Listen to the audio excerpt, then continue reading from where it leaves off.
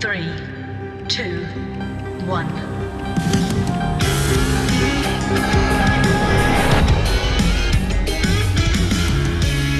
So this morning, I want to talk about kibitzing with the divine. Now, what does that mean? Kibbitzing is a Yiddish word meaning to chat. When you kibitz with your friends or your family, you're chatting with them, you're talking with them. Well, connecting with the divine is thought of as a very serious thing, right? It's heavy stuff. Life is heavy stuff. It's serious business. It's a crucial, far-reaching matter when you speak with the divine. Declaring your future is what you're doing.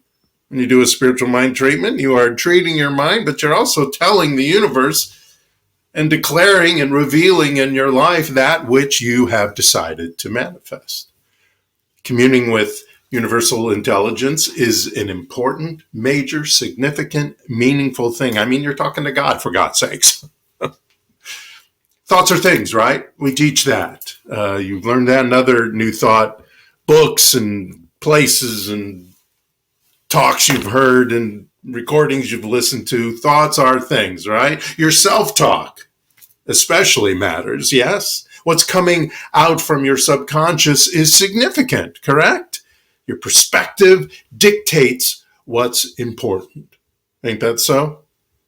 So for crying out loud, your beliefs manifest. That's what we teach. Your beliefs manifest. Now you have to take action. Like Jessie was singing in her song, you got to walk the talk, not just think the talk. This is some serious stuff. Or is it? Or is it? I mean, does it have to be like super serious? Do we have to be super serious and not have fun? Can we be serious and have fun simultaneously, even when we're talking to God, or whatever you want to call it? Ernest Holmes wrote, God sings all the songs, dances all the dances, paints all the pictures, creates all the art, writes every book, plays every game. Well, if that's so, then why can't we have fun? Why can't we be playful, even silly, when we communicate with the universe? Why can't we sing and dance when we converse with conscious mind, telephone that thing itself, share the buzz with the blessed presence? What's the big deal if we yuck it up with Yahweh? If we joke around with the joy supreme or frolic with first cause? After all, like Dr. Holmes was saying, it's a creative power, yes? It's a creative intelligence, a loving creative intelligence, a creative energy. That's really all God is, or whatever you want to call it. It's just an energy, a creative energy that we are made of, from, through, as. And what's more fun than creating? And what's more serious as creating? Creating our future is serious, but also should be fun. It's as serious as a pilot training in a flight simulator, learning how to be a pilot, to be a safe pilot, a good pilot, an effective pilot. And it is as fun as playing charades or some other party game when you're at a party with all your friends. It's as significant communicating, kibitzing with the divine for your future as having an aha moment. That's significant. How many aha moments have you had? Isn't that significant? Doesn't that just change everything after you have that? But it could also be as belly busting as playing a game of Twister. Why not? It takes the focus of a surgeon, really, to meditate, to communicate with the universe, to manifest your next declaration. But it also takes the peacefulness, the calm, the grounding of having a picnic in the park. Speaking, communing with the divine. It's up close and personal, isn't it? Isn't that for you? It's up close and personal. It's probably the most intimate thing. It's more intimate than your greatest love. It's more revealing than your most well-kept secret. It's closer than the very breath you breathe, and as important as every beat of your heart. This communication with the divine. And in it, you may deal with serious grown-up issues. But when you combine it, when I combine it, because I know this happens for me, that's why I bring this up. When I combine it with a child's imagination, a child's wonder, the focus connection. You ever watch a child, or do you remember when you were a child and you were imagining this? You were imagining being in a situation, you're a cowboy, you're a whatever. And how focused you are, how the whole world became that focused connection is the one we have when we're communing with the divine, when we're staying open to, like a child does when it's playing, staying open to the unexpected and seemingly impossible. For many children, until the parents, the adults, the supposed smart ones, start teaching them that things are not possible or improbable or even impossible. Until that starts happening, infinite opportunities are in their mind, because infinite opportunities is what's out there. It's what the universe provides. When we're conversing with all-time, all-knowing, infinite intelligence, all love, the all of all in all ways possible in and beyond, we should have some serious fun. When we make that communion, to make that communion more meaningful and more effective and more joyous, we want to have serious fun. Teilhard de Chardin wrote this quote: "Joy is the infallible sign of the presence of God."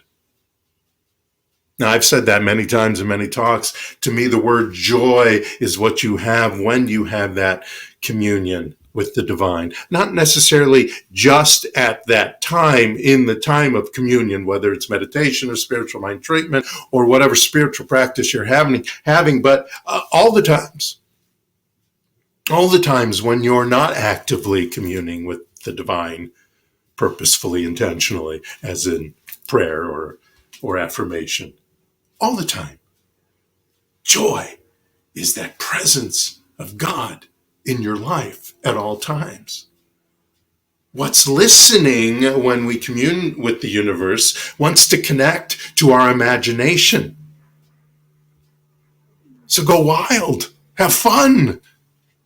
Now, curiosity may not be good for your cat, but in conversations with the divine, it's divine. Neville Goddard, who wrote a book called Awakened Imagination and the Search, and he said in that man becomes what he imagined, and of course, man being mankind, this is not a gender thing. He has a self-determined history. Imagination is the way, the truth, the life revealed. Now, most of the guided meditations that we do together on Sundays, I do to connect to your imagination, because I want you to envision, I want you to see, not with your eyes, but with the internal eyes, what I'm saying. Live in that moment, creating new habits of calm and insight through the words I'm saying, through the moments we spend together in guided meditation. I read about this research they were doing, and Dr. Karen Purvis, who's a renowned child development expert, wrote this: "Scientists have recently determined that it takes approximately 400 repetitions to create a new synapse in the brain, unless it is done with play, in which case it takes between 10 and 20 repetitions.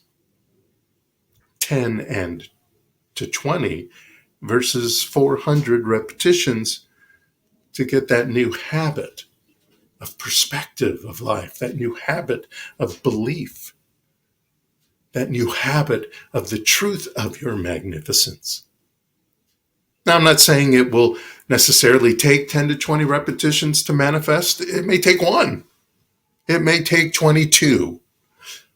But I'm pointing out that serious fun, play in this creation of manifesting what you've decided to have in your life next, or speaking with in spiritual mind treatment or affirmative prayer, or any way you do your spiritual practice, speaking with the divine. It creates a deeper meaning, a deeper belief, a deeper connection to consciousness. Now, this is not wishful thinking I'm talking about. Imagination is awareness. Imagination is creative, and the universe is creative. So we put those two together. And our awareness of our connection to universal power is a creative process of manifestation. Manifestation is a creative process between you and the universe, between me and the universe. To have meaning, create meaning, manifest meaning does not have to be complex either. Neither is talking to the universe. A gentleman named Adyashanti wrote, in meditation, the rudimentary stuff is the advanced stuff. It isn't like learning something in school where you work yourself up to the PhD program. It's the opposite. You're trying to work yourself backwards, down to kindergarten, down into simplicity, not into complexity. So too in Kibbitzing, so too in chatting with the divine, the simple is the complex. The most clear ends up being the least complex, and the attention to now instead of tomorrow is the most powerful. Right? It's now. When you're speaking to the universe, you're talking about right now. What's happening right now, not tomorrow, not even a minute from now, but right now. That's what makes it possible. That's what makes it powerful. Victor Sharmas wrote, play is a sacred act. When we are playing, the essence of all creation flows freely through us. We are expressing our true nature and connecting with the very core of our existence. Nothing is more spiritual than that. Nothing is more spiritual than that sacred act called play, that sacred act called imagination, that sacred act of using this creative power of imagination and feeling when we speak with the divine. Now, you may also notice that many of the affirmative incantations, the affirmations that I write each week, including this week, many times are fun or poetic, even silly in some ways sometimes. That is play. That is playing. That is playing with our own selves, in that we are sparking our imagination. We are inspiring synapses to fire anew. We are igniting that neuroplasticity that our brains are, with the best ideas about ourselves, the best ideas about our world. And thus we teach our subconscious mind new habits of perspective, of who we are and what we are, returning to the truth of our magnificence, every single one of us, which then upgrades our belief system. And when we upgrade our belief system, we upgrade the experiences we manifest. We bust through, soar, and zoom. It's serious play using your consciousness and your subconscious mind to create new mental habits and a new perspective on life. Kibbitzing with the universe. That's what we're talking about. Chatting, having a playful chat with the divine intelligence. It's supposed to be a talk of joy. When we speak to the universe, we focus on what it is we've decided to have in our lives. Again, not necessarily what we want, but what we have decided to have. Focus on the now, bringing in the now. We're not wishing, we're not beseeching, we're not hoping. We're having a chat. We're having a kibitz with a power that only loves, that only is there to guide and inspire, and a law that always says yes. Joy is fun. Manifesting is fun. Whether the topic is deep or intense, you're talking with the divine, allowing it to treat your mind, body, and your very essence to reveal the best of you. And that is always a celebration because it always responds with a yes. So celebrate as we speak. Celebrate as we kibitz with the divine. And don't forget, it's a local call. For example, give me a second here.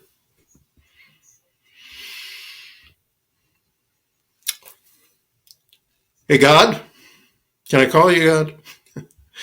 I know I've called you've been called many things, and I've called you a few things that I'm not so proud of over the years, but you know what? Hold up. Let's not do the God thing. More comfortable for me to call you Phil today. Is that all right? Can I call you Phil? I know. Of course, it's all right to call you Phil because you don't care what I call you as long as I call. Well, my friend, it's time to do that unification thing. Anyway, there's this thing that I've been thinking about lately. Of course, you know the thing. Of course, you know the thing. You know everybody's thing. So I've decided to focus on. Oh, sorry. Hold on a second. I'm being rude, Phil. So I'm going to finish this call I'm having, and so thanks for listening, and namaste to you. So as I was saying, Phil,